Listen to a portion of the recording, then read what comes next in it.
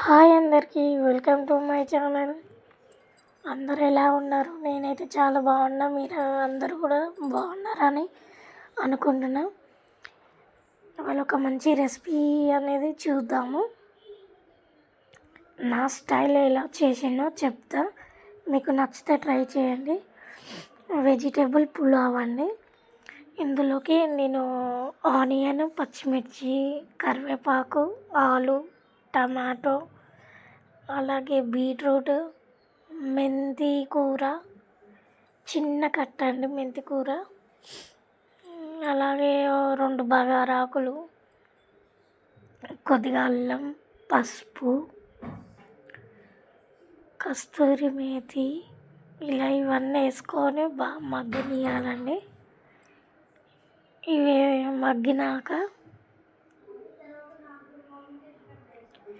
ఈ రెసిపీ చాలా బాగుంటుందండి. మీరు కూడా ఒకసారి ట్రై చేయండి.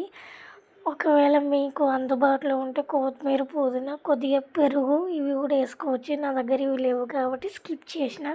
అయినా సూపర్ టేస్టీ ఉంటుందండి. ఇలా చిన్న కట్ట అండి మెంతి కూర కొద్దిగా వేసుకోవాలి. మనకి కర్రీస్ అలా తినబుద్ధి కాకుంటే ఇలా ట్రై చేయండి, చాలా బాగుంటుంది. ఉట్టిగా తినొచ్చండి.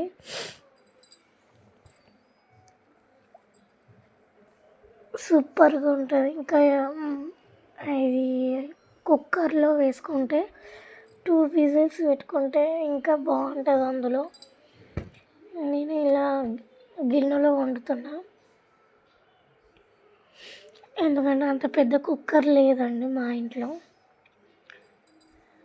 సో ఇలా గిన్నెలో అయితే వండుతున్నా నేను మాత్రం. మనకు నచ్చినట్టుగా ఎన్నో విధాలుగా చేసుకుంటాం, కానీ నేను ఎలా చేస్తున్నా, మా ఇంట్లో నేను ఎలా చేస్తున్నా ఆ స్టైల్ అనేది చూపెడుతున్నాను. ఇలా సగం నిమ్మకాయ కూడా పిండుకున్నాక కొద్దిగా కారం, రుచికి సరిపడా, మనం రైస్ వేసుకుంటాం కాబట్టి దీనికి సరిపడా కారం, అలాగే కొద్దిగా ఉప్పు, రుచికి సరిపడా ఉప్పు తీసుకోవాలి. వాటిని ఇలా మగ్గించుకొని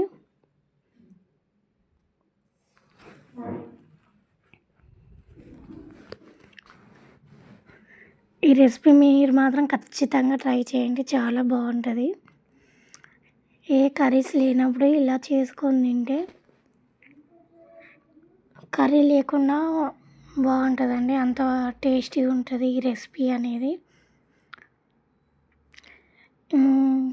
అప్పటికప్పుడు మనం నైట్ టైంలో లేదా లంచ్ టైంలో వేడివేడిగా ఇలా చేసుకొని తింటే సూపర్ ఉంటుంది.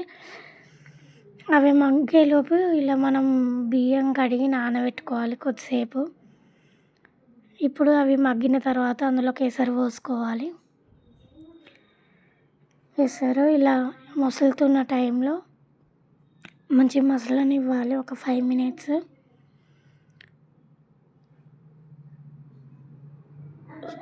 అసలు బిర్యానీ టేస్ట్ ఉంటుందండి. ఇది చాలా బాగుంటుంది. మీరు అబ్జర్వ్ చేయండి, నేను మసాలాలు అనేది యాడ్ చేయలేదు ఎక్కువ, తక్కువ అసలు గరం మసాలా అలాంటివి కూడా వేయలేదు నేను. నార్మల్గా మనం కర్రీస్ ఎలా వండుకున్నామో అలా చేస్తున్నా. ఇందులోకి ఇంకా పెరుగు, కొత్తిమీర, పుదీనా ఇలాంటివి ఉంటే కూడా వేసుకొని ఇంకా సూపర్గా ఉంటుంది. ఇలా ఎసరు వస్తున్న టైంలో ఒక 2-3 మినిట్స్ అనేది మసలనిచ్చి మనం ఈ రైస్ నానబెట్టుకున్నాక ఆ వాటర్ అనేది వడపోసుకొని ఈ బియ్యం అనేది అందులో పోయాలి. కొద్దిగా కూడా మెత్తగా కాదండి, మనం కరెక్ట్ కొలతతో పోస్తే సూపర్గా అవుతుంది. రైస్ అనేది పొడి పొడిలాగా ఉంటుంది. చూడండి మీరు ఎంత బాగుందో. చూశారు కదా, ఇలా 50-60% అనేది ఉడికిందండి. ఇంకా దమ్ముకు మూత పెట్టి పైన బరువు పెడితే ఆ దమ్ముకు అనేది అయిపోతుందండి. చూడండి ఎంత బాగా వచ్చిందో.